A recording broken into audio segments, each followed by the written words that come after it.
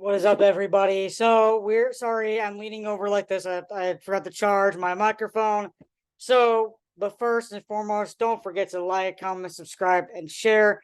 So in this video, we're going to be reading all about the awesome, amazing, wonderful, beautiful, inside and out Cathrine Blakespear. We're going to read about her biography, and she won the seat of becoming state senator, which is amazing. And that is district number 38. Okay, so biography. Cathrine Blakespear was elected in 2022 as the state senator for the 38th district, which represents northern San Diego County and southern Orange County. Cathrine previously served 8 years in local government, 6 years as the Encinitas mayor, and 2 years on the Encinitas City Council. Before we continue reading on, starting off with as mayor of Encinitas, one thing that I really appreciated, I'm pretty sure she still does to this day, but I want to mention it still in this video, even though she's senator now, is that I really appreciated that every single June, ever since starting bringing, flying the pride flag outside of Encinitas City Hall, is that she wore her rainbow sash, which I love. I absolutely love. All of us that showed up every single year, that still show up to this day, this year being the first year as Tony Kranz being the mayor of Encinitas, taking her position. By the way, Tony Kranz is doing a phenomenal job taking over for her. So let's give a round of applause for Tony Kranz. Yes. So Cathrine Blakespear, just super duper amazing. So let's go ahead and continue reading, everybody. As mayor of Encinitas, Cathrine made her city the first in the county to deliver 100% renewable power and passed a tough climate action plan to reduce emissions. When the pandemic hit, Cathrine Blakespear delivered emergency financial assistance to help let's see, where are we? To help local businesses. So when the pandemic hit, Cathrine Blakespear delivered emergency financial assistance to help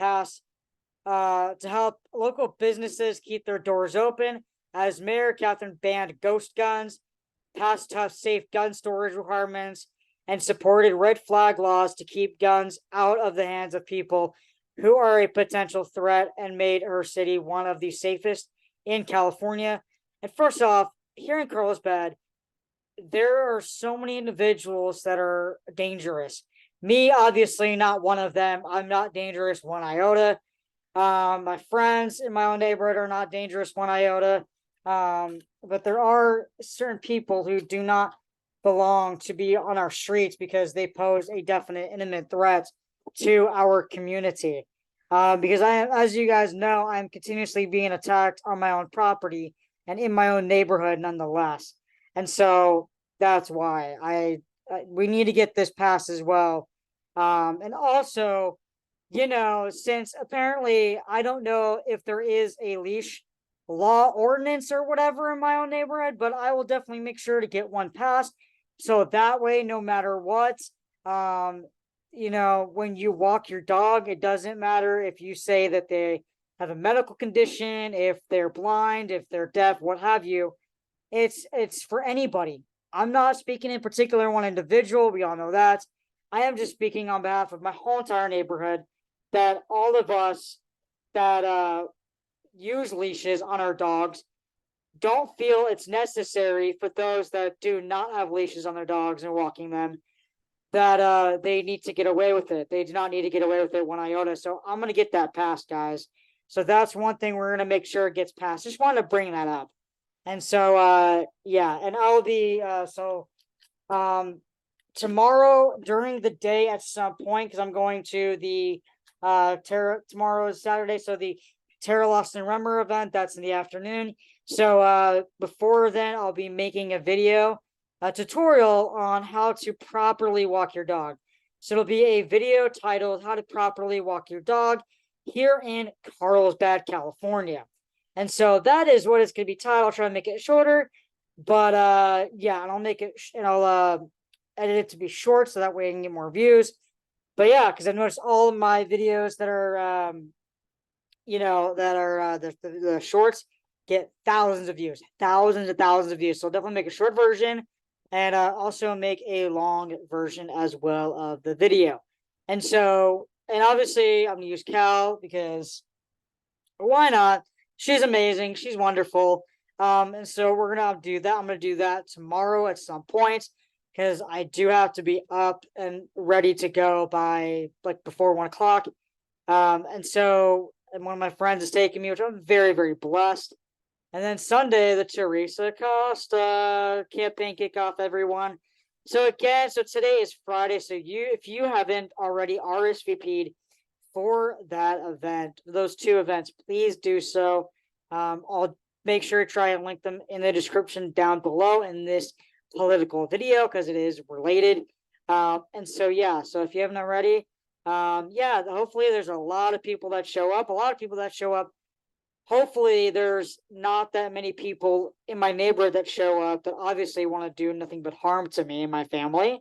Hopefully those people don't show up, but hopefully the people in my neighborhood that do show up are people that are my friends, people that I can trust, and people that we all know are actually nice people besides me and my family, right? So let's continue reading on. So, where were we here? Blah, blah, blah, blah, blah, blah. We were at, let's see here. Additionally, Catherine improved water infrastructure during her time as vice president of the San Diego Water Board, ensuring customers a reliable, clean water supply. Catherine has been a champion of women reproductive rights since before entering public life. Catherine is proud to have been 100% pro-choice 100% of the time. Catherine's priorities include reducing human suffering by helping our unhoused neighbors to become housed, stabilizing of warming climate, and increasing transit options, strengthening the economy, fighting gun violence, building more affordable housing, and creating more opportunities for every California family to thrive. Catherine lives with her husband, 2 teenagers, and her mom and Encinitas. Whoa, that's a big family. That is awesome. That is awesome. So let's go ahead and let's see, Senator Cathrine Blakespear. So let's see here, press release. So let's read about about the press release. So, all right. So it says here, Senator Blakespear highlights $1.4 million in the state funding for San Diego River Park as of September 8th of this year. Completion of the Osuna segment will connect the coastal and central portions of the Coast and Crest Trail. First of all, real quick here, before we continue reading on, I just want to mention that every day my new videos will be all about reading you guys all about, let's see, trustworthy politicians who are amazing in every single way. Now, we're going to go up here on like Carlsbad because there is something that is very concerning here that I am very concerned about, and so should you as well. So right here, as you guys can see, Tyra Drogenmuller shares this very disturbing post 23 hours ago, writing, "The powers that are coming after Prop 13 again, please put a stop to it immediately. Call the following swing state senators and tell them to vote no on ACA 1 and ACA 13. Don't allow our taxes to be increased or we will have to vote you out of office." So Tyra Drogenmuller is somebody that posts on here that is somebody that's untrustworthy, somebody that is obviously does not know what she's talking about. I mean, she talks about Cathrine Blakespear, Marie Alvarado Gill, somebody that I know, Anna Caballero, I don't know, David Min, I don't know, Josh Newman, I do know of. Josh Newman and his spouse run a bar and grill in Oceanside, and they're trustworthy. And me and my center have been, well, not me personally a lot, but when I can join them. But me and my center, we go all to their We make sure to go over there to the restaurant, bar, and grill all the time. Me, when I can, obviously. And we make sure to support them, and then so yeah, Josh Newman, we know, Maria Alvaredo, we know, Cathrine Blakespear, we know, Susan Eggman, I don't know, Melissa Hertz-Gatto, I don't know, Steve Glazer and Richard Roth, I don't know, but please support them anyway, and do not call them. But if you do decide to call them to tell them to vote yes, because obviously what these people are doing, because half the time on Wake Up Carlsbad it's positive, other half the time it is not positive. So anyways, yeah, I mean, let's go ahead and continue reading on about Cathrine Blakespear. So Del Mar, California, Senator Cathrine Blakespear, Democrat of Encinitas, presented a check to the San Diego River Park Joint Powers Authority, SDRPJPA, for $1.4 million on Friday to fund the completion of an important section of the Coast to Crest Trail. Thanks to Blakespear's advocacy, the funding was added to the 2023-2024 state budget.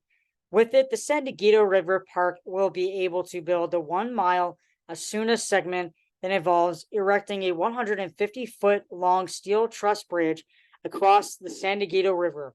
The San Diego River is an incredible natural resource, a treasure enjoyed by thousands of Southern Californians each year. Blakespear said, quote, "I am excited that I was able to get the state funding to enhance the park's wonderful network of trails," end quote. The Asuna segment, which will connect the coastal portion of SDRP's Coast to Crest Trail to the central portion, will be located between the San Diego Lagoon and Fairbanks Ranch. It will link 4 miles of Western Lagoon Trail segments already in place of 27 miles of continuous trail to the east. Quote, "We are one step closer to fulfilling the promise we made to provide a continuous and coordinated system of preserved lands and trails within the San Diego River Valley and City of San Diego County." Council member in San Diego River Park JPA Board Chair Joe LaCava, quote, I thank the senator for securing $1.4 million in state funding for the San Diego River Trails Fund. This funding enables us to complete the Asuna segment and completing a critical river crossing and building out the Coast to Crest Trail community trail network. The crossing offers substantial benefits for both environmental and the community, making the senator's efforts a worthwhile investment for all of us. Quote, "The JPA is thrilled to receive the state award to close this critical trail gap and link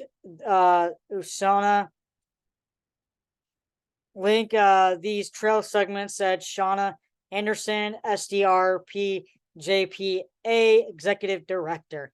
Quote, "The Asuna segment represents the 50th mile completed Coast to Crest Trail that will one day span the entire 71 miles of San Diego River Park from coast to crest. It is an honor to be recognized and supported by Senator Blakespear," end quote. For more information about this, the San Diego River Park and Trail System, visit the SDRP website. Be a part of the San Diego River Park Legacy. Donate here. You can click on here to do so. Donations are tax deductible. Elected in November 2022, Blakespear represents Senate District 38, which covers northern San Diego County and part of inland Orange County.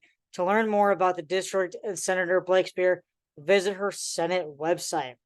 So under this beautiful picture right here by all of these beautiful individuals right here, and of course, also the beautiful inside and out wonderful woman, Cathrine Blakespear, who's now a state senator, with that ginormous check, with all these wonderful people.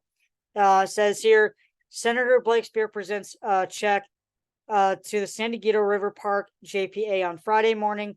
Thanks to Senator Blakespear's advocacy, the 2023-24 state budget included $1.4 million for the park to build a segment of the Coast to Crest Trail. In the photo left to right are, and of course they're going to mention their names. So left to right, starting right here, and then obviously in the middle, Cathrine Blakespear.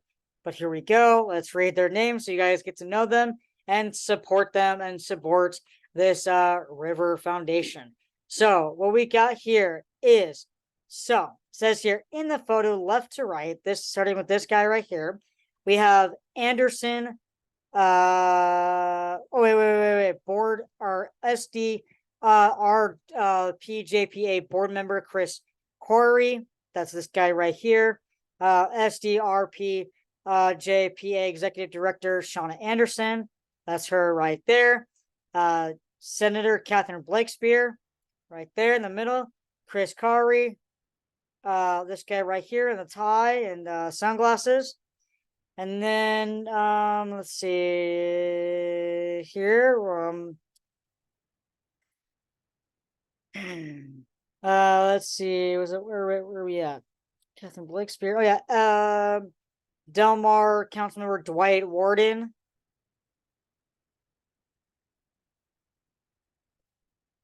San Diego River Valley Conservative Board President Leah Judith, former Delmar Mayor Ellie Vald, and board chair and San Diego council member Joe LaCava. So what I'll be doing to make it easier for you guys is I will use this picture right here as the YouTube thumbnail for this right here. And I will put their names somewhere above their heads so you guys know who those people are. Or I will like crop it, sort of like it'll be a while. So whatever the thumbnail will be after this, as it's uploaded, it'll be like that for a little bit, and it'll take me a while to do so because I want to make sure that you guys know every single one of these individuals, especially Cathrine Blakespear, by name and by face. So that way you guys can still support them if you don't already, and so forth, because this is super cool. So that's what I want to do. All right, because this is super cool. So what we're going to go and do next is go to home, and then we're going to go to we already did press release. Oh, wait, do we do press release? I think we did not do this press release here. So legislation to require gun stores to post warnings notices goes to governor as of September 6th of this year. Senator Blakespear's bill would require gun sellers to post signs about the risk of bringing a firearm into your home, which, by the way, a lot of individuals in my neighborhood are not safe. They're not, as in, they don't deserve to be on the street. They deserve to be behind bars. So me and my friends and my family, we deserve to be safe. We deserve to have the right and luxury to not be attacked anymore by certain individuals, and two individuals are continuing to say, oh, these people are nice. Oh, these people are not going to hurt you, blah, blah, blah, blah, blah, right? No. So, I mean, it is what it is, guys, but I'm working on it. Making sure. So if anybody else has been attacked in this neighborhood as well, besides me and my family, please let me know in the comments down below, and I will make sure to give you guys updates on what's going on for city council, and we can all come together as a group, as a neighborhood group, and go to Carlsbad City Council and make sure that we are demanded to be safe in our own neighborhood and the stop to being attacked. Because again, I wanted to remind you guys last night in that slideshow video of what has been thrown onto my property, and give you guys all a little reminder that it's not okay. So anyway, so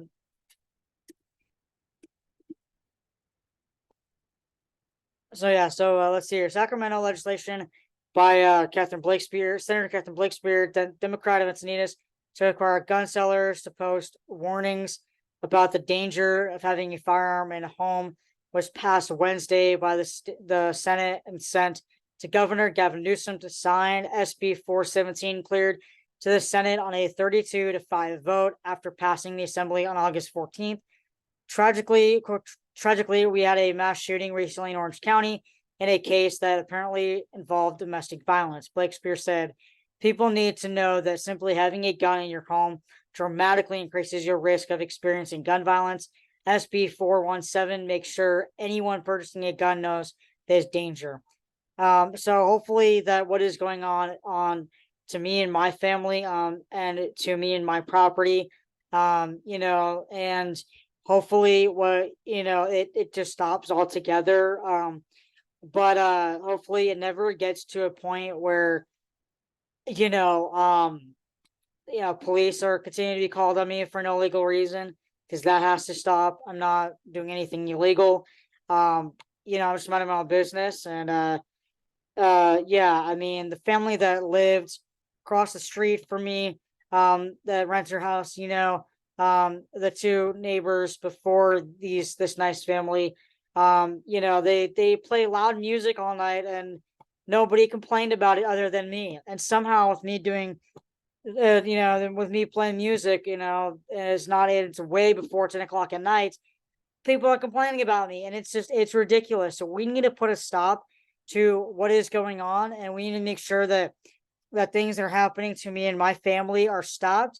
Things that are happening to me and my own property are stopped. And for anybody out there in my neighborhood that is continuing to throw, excuse my language, but crap on my lawn, stop, because I am tired of it. And I certainly cannot trust the police anymore to this extent. So I've tried, and I can't get through to them. I've tried and tried to get through to them, and then a neighbor, said, hey, look, they're not doing, nobody's doing anything wrong to you. They're, if you just get to know them, the whole conversation that she likes to bring up to me on a 24/7 basis, and it was like, has gotten out of hand, to be honest. And so I'm going to be writing a letter to her and her husband mentioning, look, please just stop with that conversation. And if you're really going to help me out on this whole neighborhood situation here, then help me out. Don't go back and don't, have be friends with these people, have be friends with me, because this is not like, I'm not all about, with this, because no, that is not what diversity is all about. Diversity is about acceptance and about, being kind to one another. And that's fine, be friends with people that are not kind to me and my family and my friends and my property. That's on them. But anyway, so let's continue reading on. So research indicates that the presence of a firearm in a home significantly increases the risk of suicide, death during domestic violence disputes, and the unintentional death of children and household members. SB 417 requires gun sellers to post the following notice: warning, if you are a loved one experiencing distress or depression, or a contemplating suicide, please call 988. The suicide and crisis hot lifeline. And access to a firearm in the home significantly increases the risk of suicide, death, injury, domestic violence disputes, and the intentional death of traumatic injury to children, household members, and guests.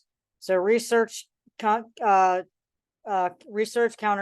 the long-held belief that having a gun in your home makes you safer. In fact, the risk of death by suicide is 4 to 10 times higher in homes with guns, and people living with a handgun owners die by homicide at twice the rate of their neighbors in gun-free homes, according to a report by Harvard Health Publishing. So yeah, so the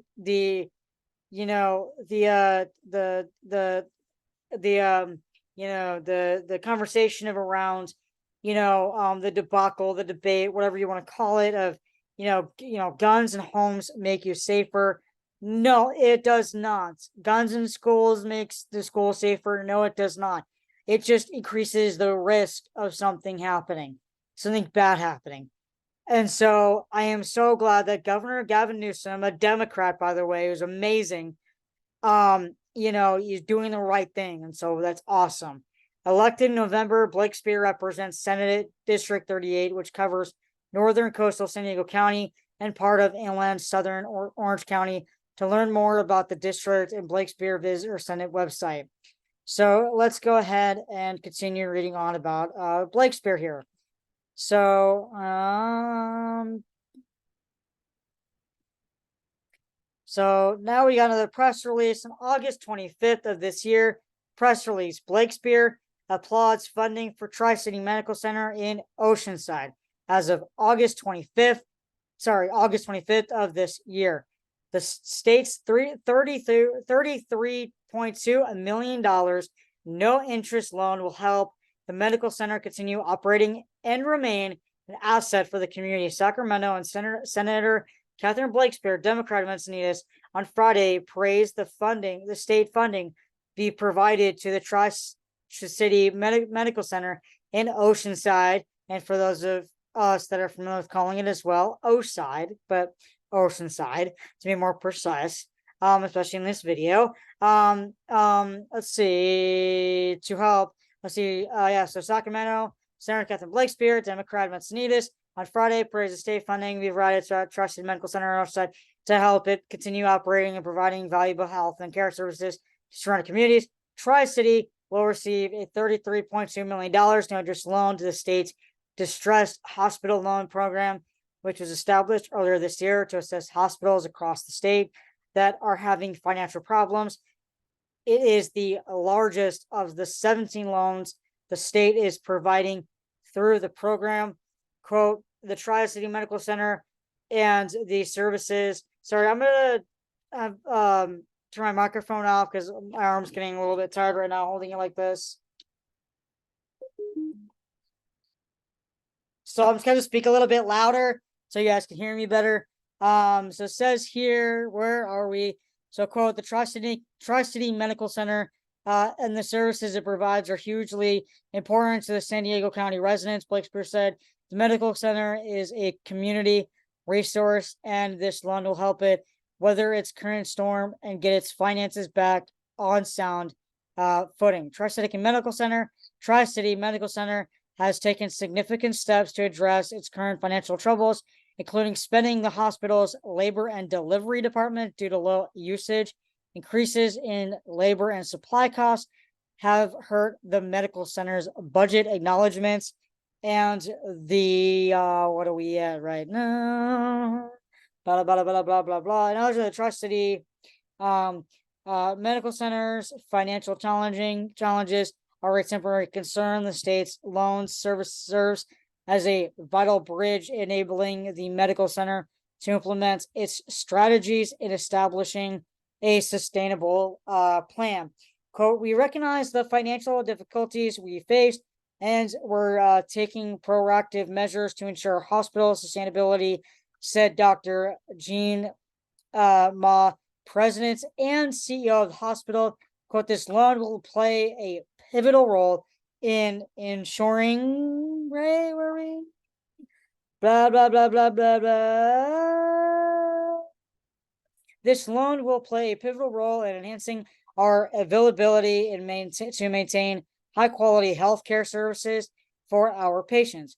Tri-City Medical Center has a long-standing history of serving the North San Diego County cities of Oceanside, Carlsbad, and Vista, and the loan will help the hospital adapt to changes circumstances while uploading its commitment to patient care. Quote, we remain focused on implementing strategies let's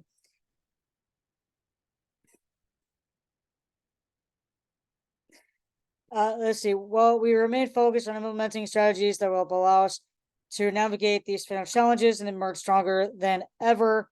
Moss said, we extended our heartfelt appreciation to the state of California for demonstrating unwavering confidence in our turnaround plan.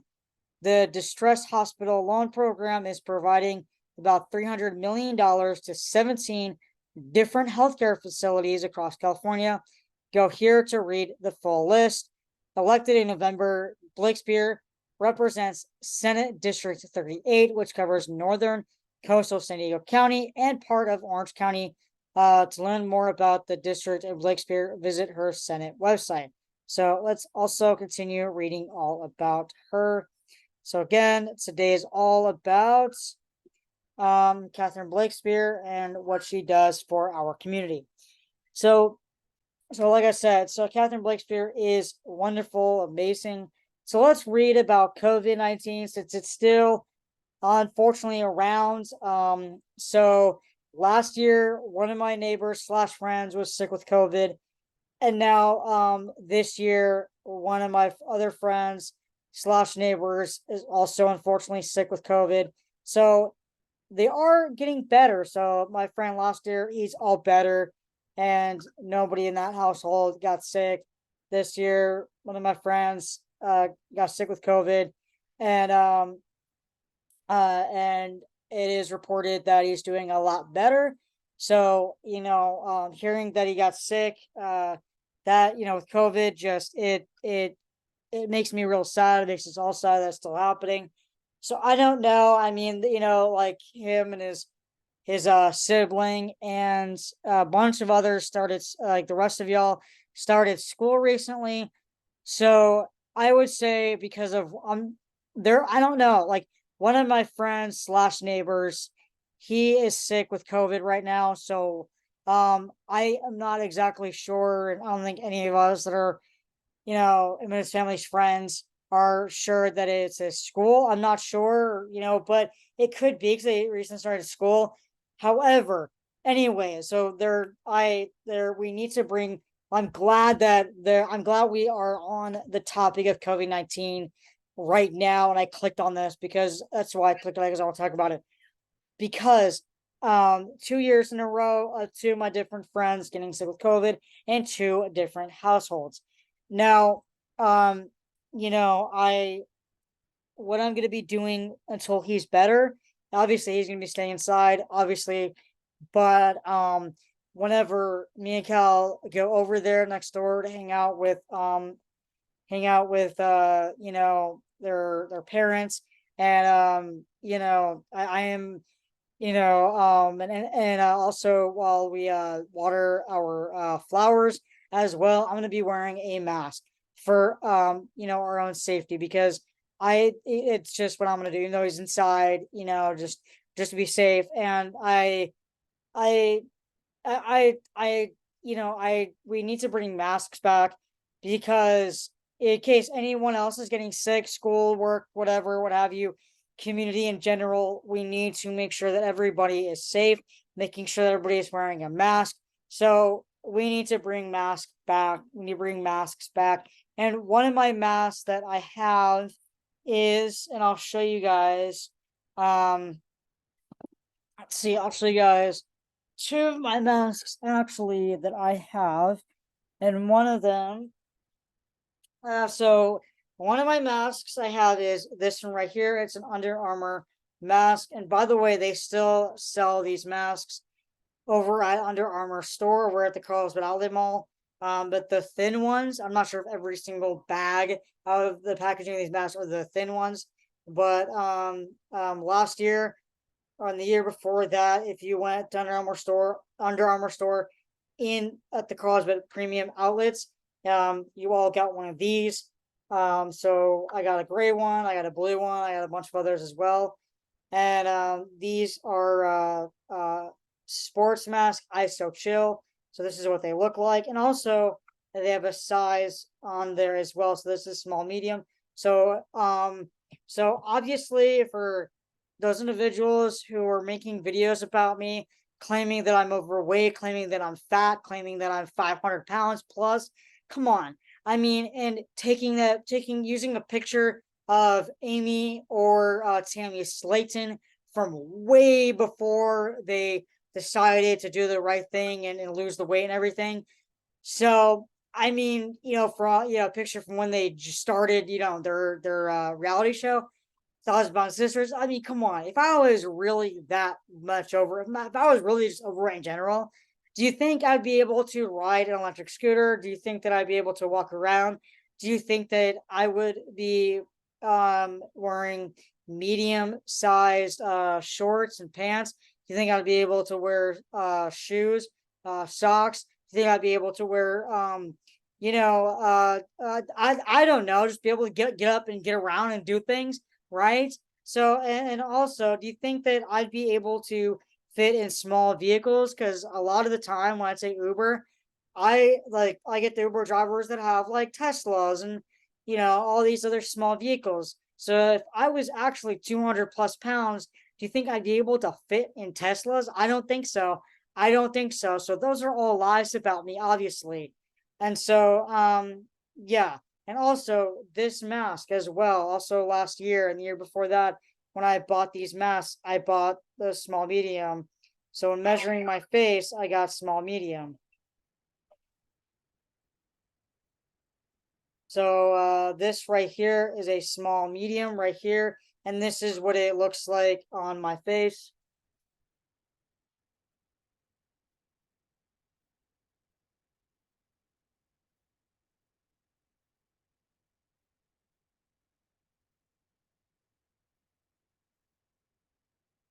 So it's going real quick outside.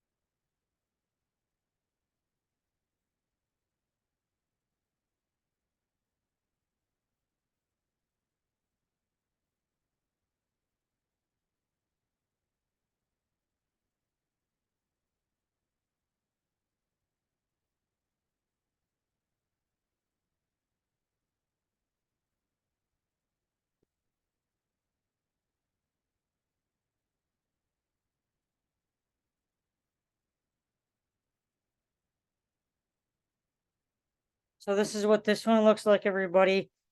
So basically, this is what this one looks like. It's a small, and then I also have this one here of the New York Giants that I wear only in New Jersey. So it is important that we bring masks back. It is really important that we do. I'm gonna show you guys what that one looks like on me. What I really, really like about this mask right here, the Under Armour masks, is that you have this layer of protection right here that is going to keep your face nice and chill and cool. And then also the ears are very comfortable as well. So they're nice and light. They're not going to break over time. I have quite a bunch, obviously. And so these are really good. And I love that mask. And it's very comfortable. And so this one right here is another one I have. And I like how I bought this one at the Carlsbad Outlet Mall as well. At one of the so when one of the whatchamacallit, the kiosks, when they were selling masks pretty much a lot basically throughout the beginning of the pandemic, I got this one right here. I got two of them actually. One for one of my parents and one for me. And so this one right here is, I basically only wear this when me and my family member that we go to New Jersey. I only time basically. I mean, I wear it around here, California once in a while. But as far as you know, as far as New Jersey goes, that's basically the biggest reason why I got it, because of the New York Giants. And so let me show you guys what this one looks like on my face. So it has adjustable straps on there, and so there was a mask that I bought that is very big, does not fit on my face. Um, this one fits on my face. So we're going to go ahead and read over the pandemic stuff. So right here we got is, let's see, we got here, let's see, should you get an additional dose? The FDA has authorized a second updated vaccine dose for people who are most vulnerable to severe illnesses from COVID-19. Check those to see if you're eligible. So you have current, safety measures and masks. Let's read about masks. So masking is still an important tool for preventing the spread of COVID-19. Consider local COVID-19 case rates, your own risk factors, and your own comfort level with potential exposures to the virus to determine when and where to wear a mask. So why wear a mask, when to wear a mask, upgrade your mask wearing exemptions, and masking at work. So there should be no mask exemptions. Now, here's the thing. What I truly believe is that, how like every single year, when during the summertime, right? And you're supposed to, before going back to school, or for parents out there, before sending your kid and or kids back to school, you have to get their the huge load of paperwork put together to bring with you to your kid's school with your kid, or they take the bus, give it to them, and they're their teachers. Or I think beforehand, I forget how it is, because I graduated 2017, so I haven't gone to school since 2017. So basically, what I'm trying to get at is that I think with COVID-19, I think COVID-19 is still added to that vaccination list of things to be for your kid to be updated on before heading off back to school. To make sure that, I totally believe, my friends, uh, uh, uh, that they are, so all of the kids that are my friends, um, they're all vaccinated. It's just a matter of, it's, you know, uh, that you have to get I think at this point in time that you could still be vaccinated, still get sick. I'm pretty sure that my friends last year, and now another friend of mine this year, one who's a kid and one who's adult, parents I should say, they're both vaccinated for sure. Both households are vaccinated for sure, up to date on their vaccines for sure. I trust them. I know them, and I know they wouldn't not get vaccinated. I know they wouldn't not wear masks. And so I I am glad that my friend last year is all better. That whole household is all good. They're all not sick. They're taking the precautions. So this year is we're still going to go on as planned. So I'm gonna ask every single week up until Halloween any updates on that, and see if it's still a go for, are we still going to, you know, uh, is everybody now, um, uh, not sick? Is it all go right? So, because I always go over there every single year for Halloween, and so I pretty sure it's a go this year. but I will make sure anyway and just keep, like, ask, to be updated. And, so that way, to go. So why wear a mask? It says here are 3 reasons you might want to wear a mask. Protect yourself. The most productive masks against the viruses like COVID-19 are N95, KN95, and KF94 masks that have good filter and good fit and filtration.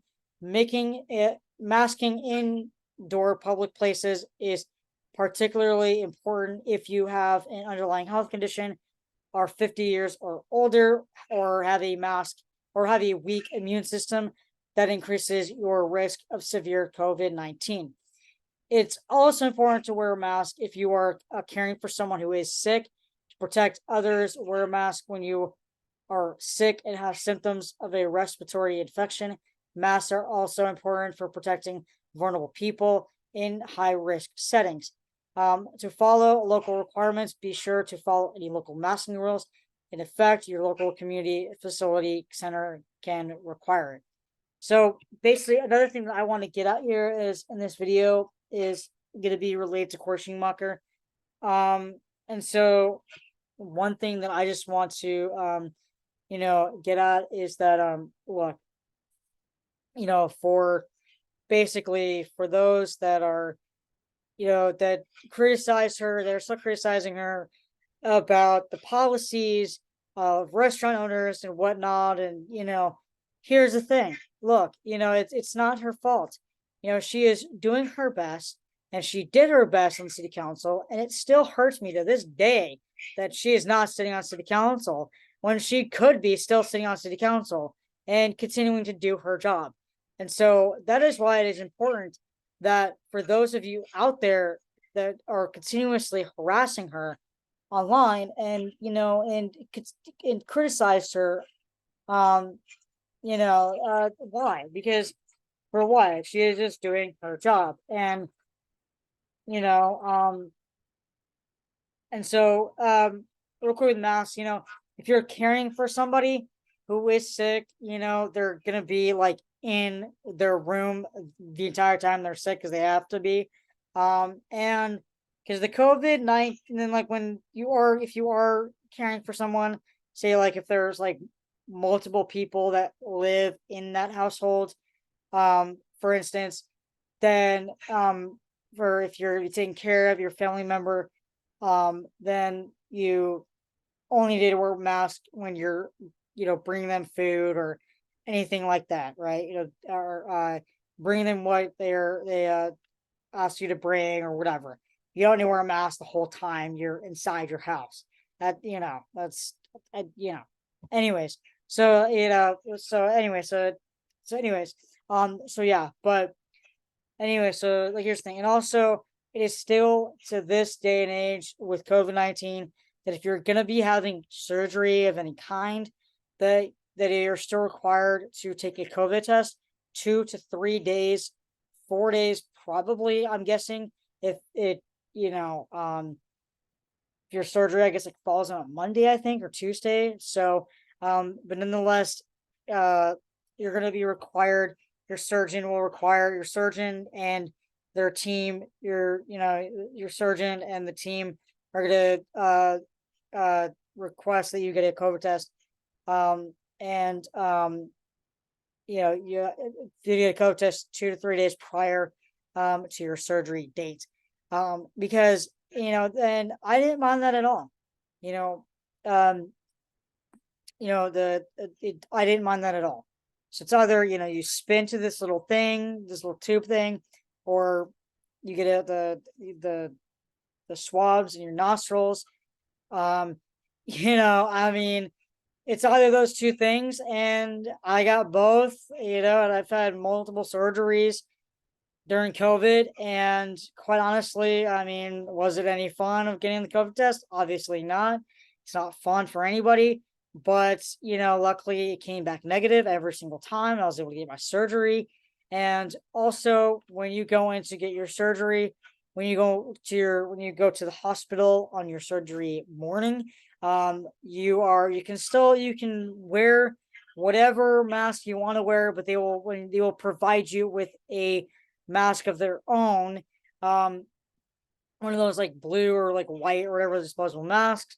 So that way those get ruined, case like of any like, because obviously like blood or anything like that from doing surgery on you, anything like that. So that way those masks get ruined if anything other than your your personal like cloth masks. If that makes any sense. And I'm guessing that's the reason. Comment down below if that's not the reason, or comment down below if it is a reason. But that's what I assume. I don't know. But anyways, so yeah, when to wear a mask. Masks are required for everyone in indoor public settings. When many in the community may currently have COVID-19 and be infectious to others, please refer to your local health departments for local data. Regardless of COVID-19 cases, rates, masking is recommended. So like this. So this is the last thing I'm going to read about COVID, and we'll make a whole COVID video talking about this more so because this is super important. And I so when when my friends live in that household, other household last year, said when he came back from traveling to Europe. He came back early because he got sick with COVID. And then this year, I mean, he's alive, thank God. And and this year with my other friends and another household, it just makes me really sad, and so it's and I'm glad that he's doing better, and and they said that the worst is over um for him, which is great. And so I'm glad that my friends are taking the proper precautions when it comes to COVID-19, because it is still happening, and we want to make sure to take the proper precautions. And it is just highly important that we are taking the proper precautions. So like last year with my friends, slash neighbors, that with one of them getting sick from a different country, taking the proper precautions of not the whole family not doing Halloween at all. I honestly was that upset about it because I knew that, look, it's not only it'd be a great risk, not only to the whole household, because that they all ought to stay inside, right? But as far as like, their friends and slash neighbors, and I'm glad they canceled Halloween last year, because it is a huge tradition for me, to go over there every single year, and it would be a huge, great risk to me to come over there, and for Callie to come over there, and for everybody, and their dogs, because I'm going to be doing that again this year, because everyone loved it 2 years ago, so I'm doing it again this year, but even bigger and better to make up for last year, with the dog treats for all the dogs in the neighborhood. So everybody else that has dogs loved that I did this last or 2 years ago. And so I'm doing it again this year, but bigger and better. So it'd be great risk to other dogs besides my dog Cal. They made sure Apollo was safe. And so, I sorry I mentioned his name. Don't go attacking them at all whatsoever. They're a great family to me, and I love them like crazy. And so do not go after them. But anyway, so I just want to make sure that everyone's safe and everyone is not, that it was a great idea for them to do the right thing last year and not do Halloween at all last year. And so that was amazing to me that they did the right thing. They made sure to do the right thing, kept everybody safe. And so yeah, it was so yeah. But anyways, so anyway, yeah, so we raised regardless COVID-19, take case it rates. Let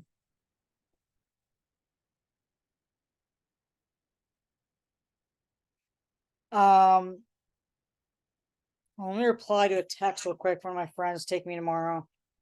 Hold up. Let me see real quick.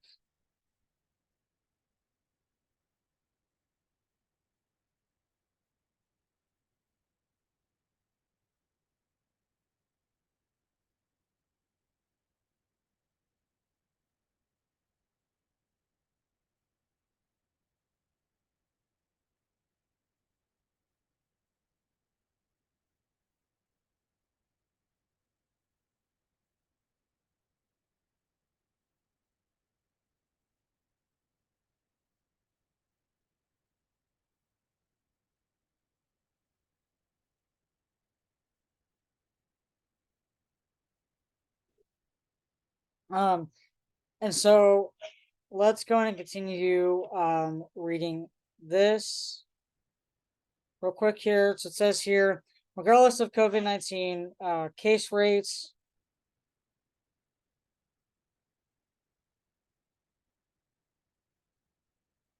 if you have symptoms of a respiratory infection, such as a cough, runny nose, or sore throat, in crowded indoor settings, such as in airplanes, trains, and buses, in public areas, around people who are older or have medical conditions that put them at an increased risk for severe COVID-19, for 10 days after having a significant exposure to someone who has tested positive for COVID-19. If you have tested positive, see additional guidance at what to do if you test positive for COVID-19. So, to your local area may require masks in certain settings. Check your area's COVID-19 website. So, yeah, that's it for this video, guys. And stay tuned. Love you guys. Thank you guys for watching. And yeah, all right. See you all in the next few videos. Peace. Again, excuse me, don't forget to like, comment, subscribe. And yeah. All right. See you all in the next videos.